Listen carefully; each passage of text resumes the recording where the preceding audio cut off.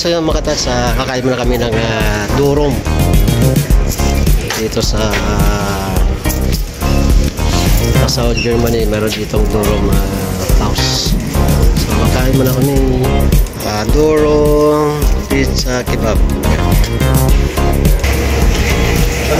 Ayan, so ayan, regular na durum sa pizza.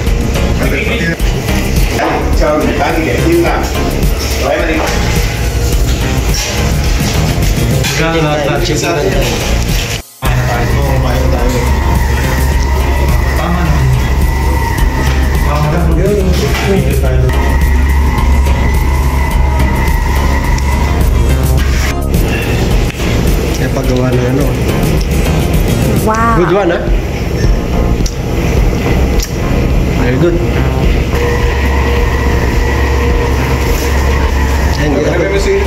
Hindi na kutsilyo ginagamit ngayon. Ano na? Ang machine niya. Nag-order ka ng doner. Pili ka ng mga toppings dito.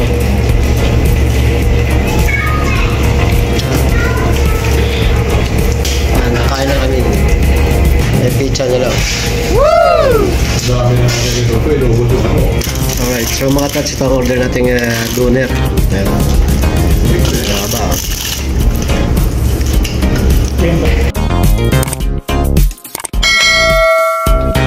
So yan ang dorong namin, laki. Ang price nito ay €8.20.